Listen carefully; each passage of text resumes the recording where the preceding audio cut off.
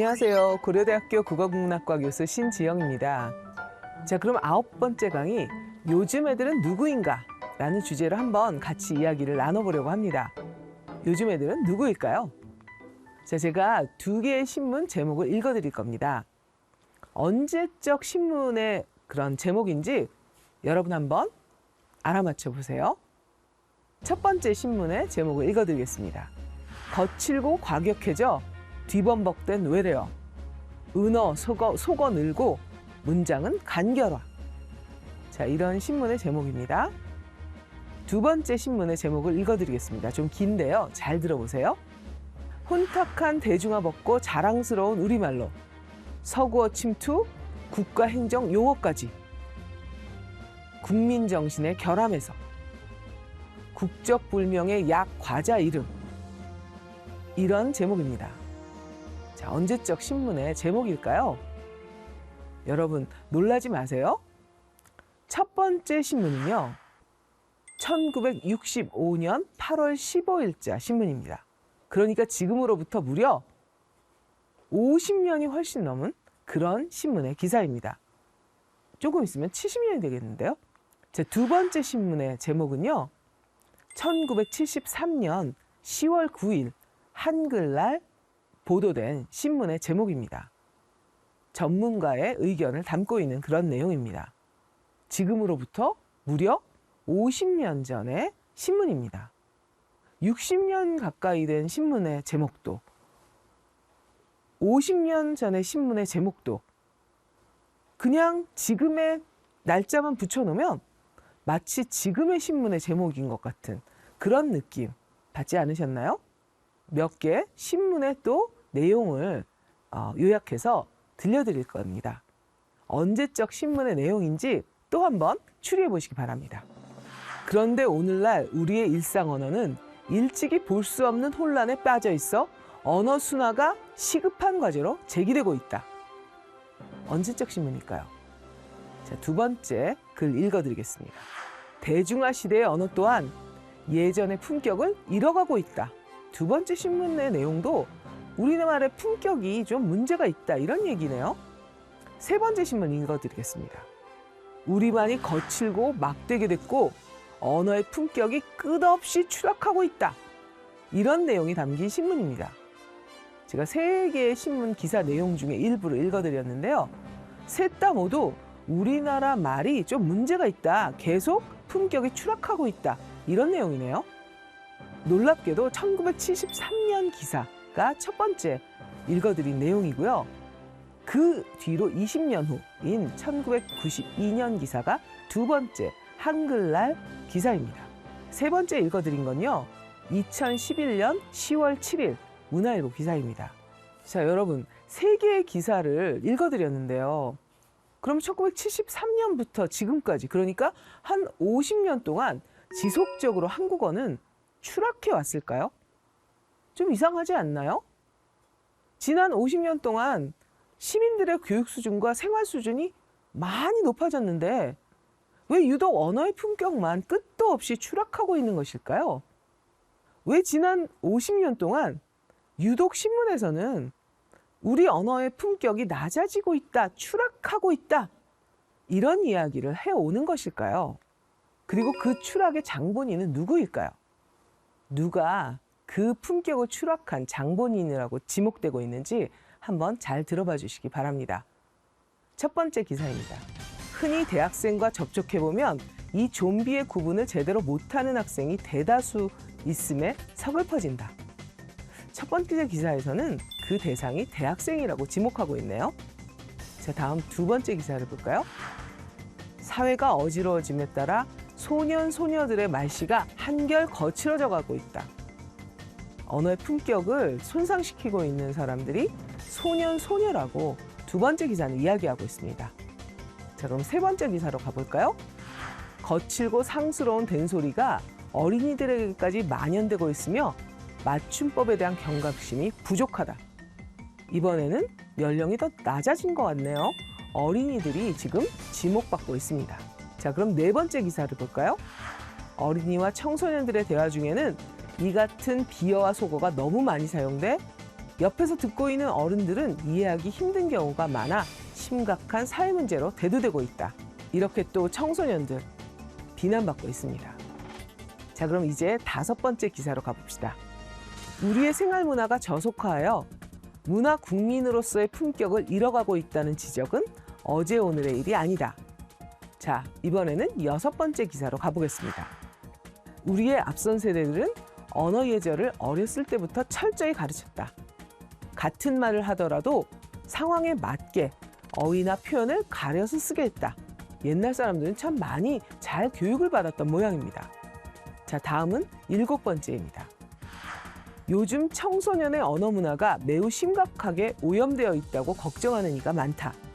실제로 초등학교에서 대학생까지 듣기에 심히 거북한 막말이나 욕설을 아이에 달고 다니는 학생이 대다수라고 한다. 자, 이렇게 7개의 기사를 제가 읽어드렸는데요. 여러분, 놀랍게도 제가 읽어드린 7개의 기사는 1957년부터 2013년까지 거의 등간격으로 기사를 뽑아서 여러분에게 들려드렸습니다. 여러분, 7개의 기사, 사실은 날짜를 가리면 언제 나와도 크게 어색하지 않은 그런 기사 내용들이죠. 모든 기사에서 지난 60년간 줄곧 요즘 애들을 탓하고 있는 요즘 어른들이 존재한다는 것을 알 수 있습니다.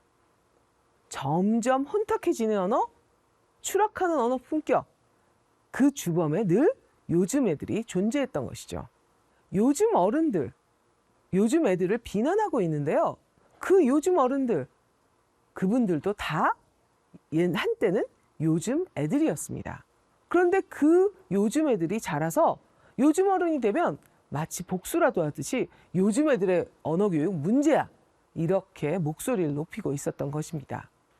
요즘 어른들의 말대로라면 한국어는 지난 60년간 그 품격이 추락해서 끝을 모르고 어디에 있을지 가늠할 수가 없을 정도로 문제가 심각해야 합니다. 욕설과 비속어가 우리의 일상이 되어 있어야만 합니다. 그리고 어휘력과 표현력 형편없어야 합니다. 유행어와 신조어로 인해서 의사소통이 거의 불가능한 지경에 놓여 있어야 합니다. 여러분, 과연 그런가요? 자, 그러면 한 가지 그 요즘 어른들의 우려를 한번 들여다보겠습니다.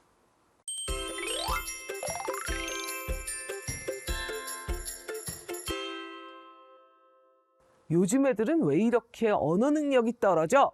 요즘 어른들은 늘 이렇게 이야기합니다. 그럼 요즘 애들의 언어 능력은 어느 정도일까요?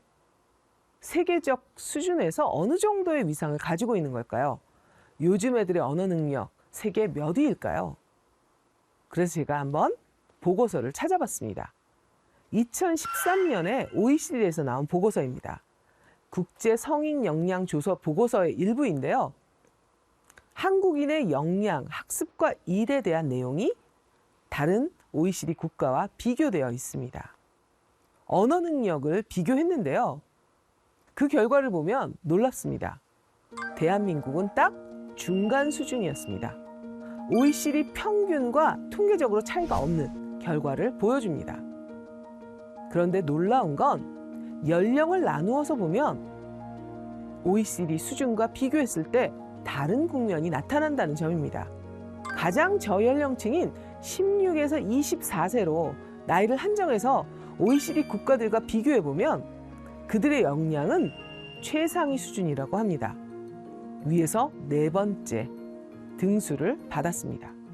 반면에 55세에서 65세의 경우, 그러니까 가장 높은 연령층을 비교해보면 OECD 평균에 훨씬 못 미치는 수준이라고 합니다.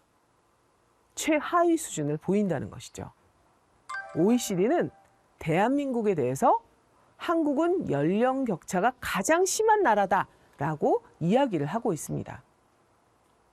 그리고 이 한국의 연령 차이가 나타나는 이유로 고등교육의 참여율이 지속해서 높아졌고, 그리고 경제가 많이 발전한 결과다, 이렇게 이야기를 하고 있습니다.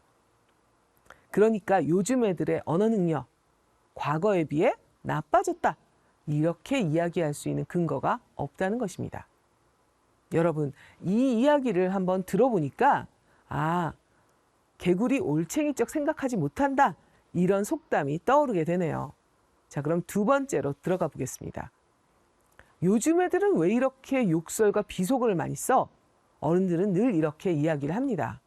정말 요즘 애들, 과거 애들보다 욕설과 비속어 많이 쓰는 걸까요? 여러분, 이걸 위해서 제가 한번 국립국어원의 보고서를 참고해 보았습니다. 가끔 혹은 자주 욕설이나 비속어를 사용한다. 이 질문에 대해서 예라고 답하는 사람의 비율이 어느 정도 되는지, 거의 욕설이나 비속어를 사용하지 않는다. 이렇게 응답하는 사람들의 비율이 어느 정도 되는지를 연령별로 보고하고 있습니다. 만약에 어른들의 우려가 맞다면 10년 전인 2005년의 20대가 2015년의 20대보다 훨씬 더 낮은 응답 비율을 보여야 합니다. 과연 그럴까요? 여러분, 숫자를 보면 아는 것처럼 그 당시의 20대보다 지금의 20대가 욕설이나 비속어를 더 많이 쓴다. 이렇게 응답하지 않고 있습니다. 그리고 그 20대는 30대가 되었을 때 욕설이나 비속어의 사용 비율이 줄어들고 있다는 것을 알 수 있습니다. 즉, 이것이 시대의 문제가 아니라 사실은 연령이 증가할수록 욕설이나 비속어의 사용은 줄고 있다라고 관찰하는 것이 더 공정한 관찰이다. 이렇게 이야기할 수 있습니다. 즉, 연령이 낮은 20대나 10대는 욕설을 기본적으로 생애상 많이 쓰고 있다. 이렇게 이야기를 할 수 있는 것이죠. 그러니까 더 공정한 비교가 되려면 자신이 과거에 요즘 애들이었을 때와 요즘 애들을 비교해야 하는데 사실 그러지 않고 요즘 어른들이 자신의 언어와 요즘 애들의 언어를 비교해 오고 있었던 것입니다. 자, 그러면 세 번째 이야기로 가보겠습니다. 많은 어른들은 이야기하죠. 요즘 애들은 왜 이렇게 은어, 신어, 유행어를 많이 써? 이렇게 말이죠. 늘 요즘 어른들은 신어, 유행어의 반대 세력입니다. 왜 그럴까요? 그것은 언어 권력의 문제와 관련이 있습니다. 언어는 누가 누구에게 가르치는 걸까요?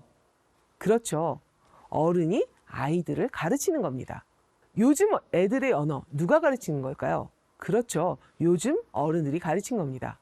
그러니까 내가 가르친 언어로 지금 내가 모르는 이야기를 하고 있는 것입니다. 소외감을 유발하는 것이 바로 은어, 신어, 유행어니까 요즘 어른들은 당연히 은어, 신어, 유행어의 반대 세력일 수밖에 없습니다.